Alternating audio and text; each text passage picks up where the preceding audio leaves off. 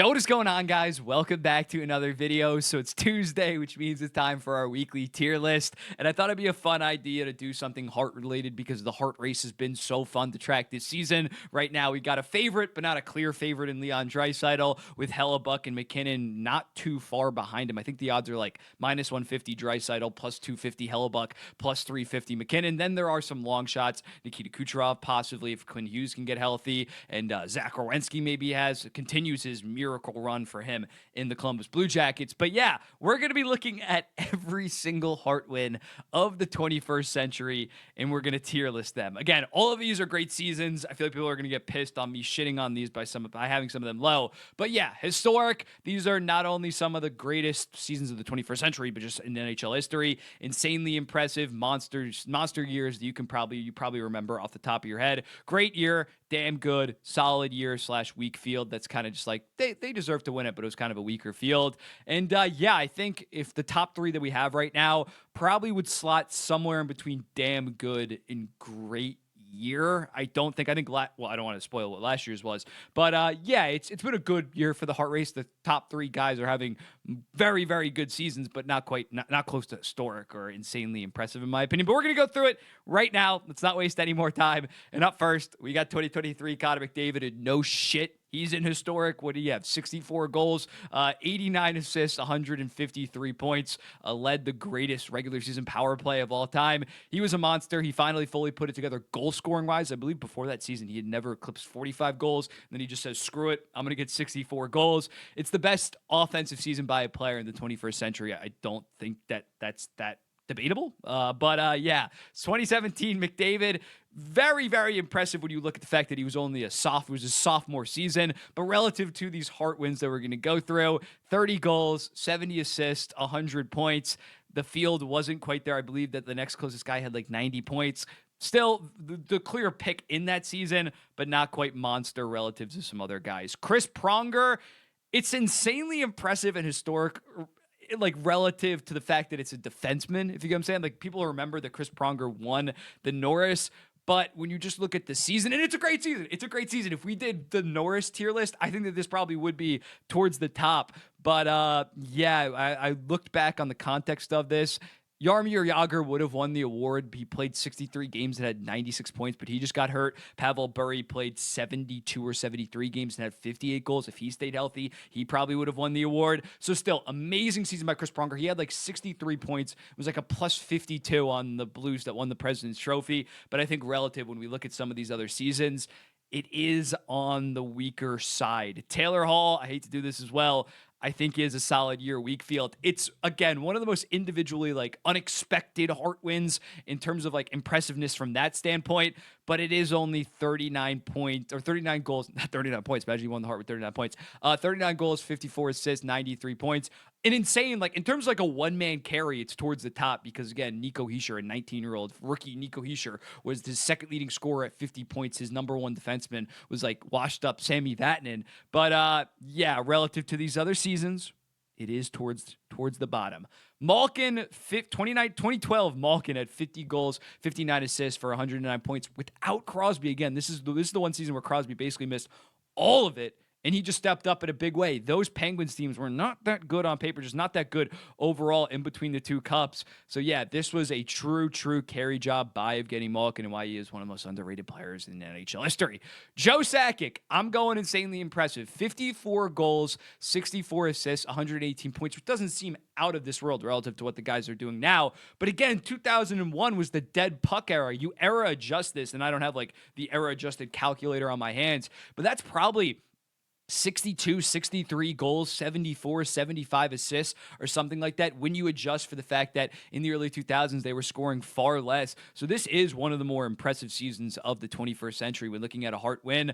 Monster numbers. And even if you don't error adjust it, 54 goals, 64 assists, 118 points. God damn, that would arguably win you the Hart this season. 2020 Draisaitl, I'm going to go with damn good. He ended up finishing with 43 goals, 67 assists, 110 points, only played like 70 games because of the COVID shutdown. The stats itself are definitely impressive, but would probably go into great year.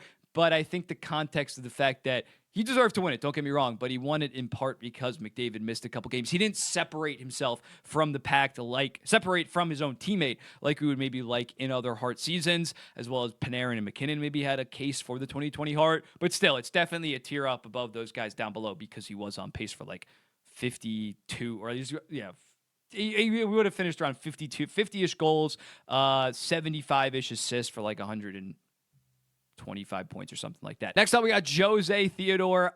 It's somewhere in between damn good and great year. It's like Hall. It's one of the most unexpected Hart wins of recent memory. I think I'm going to put it in damn good, a 931. Again, he did benefit from playing in that dead puck era, so that save percentage does look a little bit better. But still, a great year for, I guess I'm not putting him in great year, but a good Hart win when looking at it. Carried a Canadiens team that didn't have a lot of expectations, and he definitely deserves to not be in that bottom tier. Patrick Kane, 46 goals, 60 assists, 106 points. I'll go with damn good. Monster season, do not get me wrong, but he's close. Again, he's closer probably to great year than damn good. I don't know. I'm going to keep him in damn good right now. Henrik Sedin, 112 points, but only 29 goals kind of do hold him back a little bit. Obviously, I value goals more than assists, but yeah, he went head-to-head with like Crosby in 2010. Crosby was healthy that season and had like a 50 and 60 season. So it was a damn good year. He gets damn good. Marty St. Louis, I'll go with solid year, weak field. He did end up winning the Art Ross with only like, how many points did he have? Let me pull it up real quick. He had 94 points, 38 goals. Even when you adjust it for the dead puck era, I think it's on par with like a McDavid kind of season. A little bit better. But Corey Perry, I have all these bunched up. Corey Perry, I'm also going with solid year, weak field. I'm not going to lie. He won the Rocket. He deserved to win this Hart Trophy, but he did have other studs around him like Ryan Getzlaf. Again, solid win, but I can't quite put him that high. Back to historic, Connor McDavid, 105 points in 56 games. He was about on the same pace as 2023 Connor McDavid, just like slightly lower goal scoring, so you can't quite say it's as impressive as that season, but still is a historic season to put up that point per game we hadn't seen since like Mario Lemieux and Wayne Gretzky. Absolutely nuts. Ovechkin also gets solid year, weak field. 32 goals, 24 assists, 56 points in 48 games. Crosby only played like 36 games this season and had like 56 points. He would have won it if he stayed healthy. He didn't. As a result, it was between like him to John Tavares was a finalist. I think Crosby was still a finalist. Or maybe Stamkos was.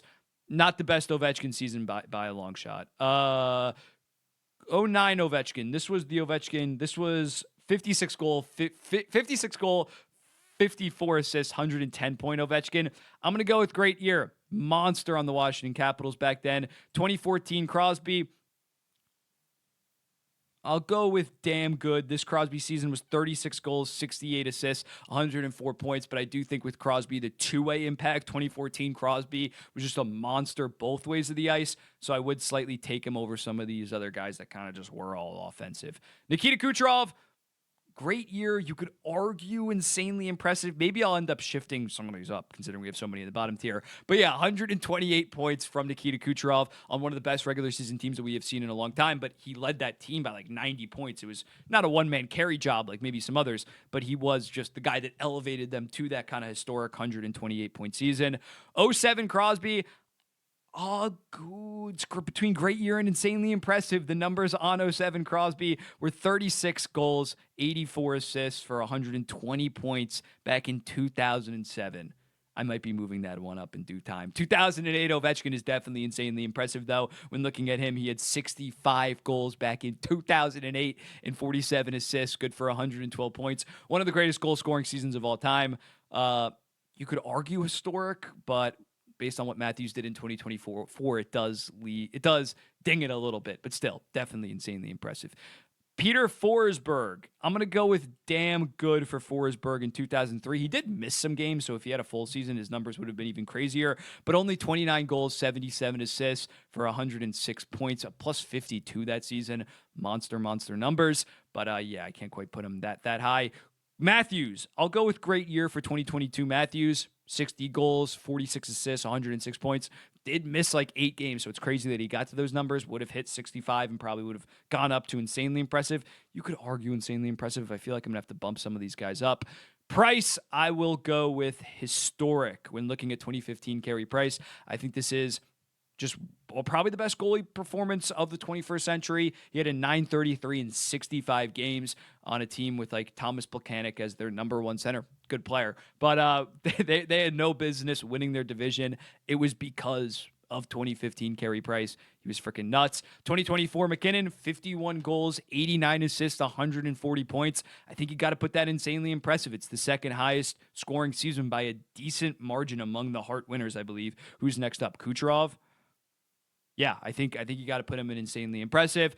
And then Joe Thornton, I shall go with great year. He got traded in the middle of that year, ended up finishing with 29 goals, 96 assists for 125 points. For him to get traded mid-season and still like help Jonathan Chicho win the goddamn round, I might put him in insanely impressive just because of that.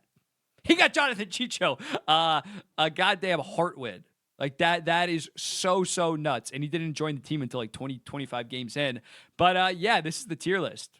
I'll move myself out of the way so you can see everything. Let me know in the comments, what do you think about this? Who would you move up? Who would you move down? I went a little bit more exclusive towards the top. I would definitely understand if you want some guys to get moved up. I'll be seeing the next one again. All of these are very good seasons. I am not trying to disparage any of these wins, but I'll be seeing the next one. Peace.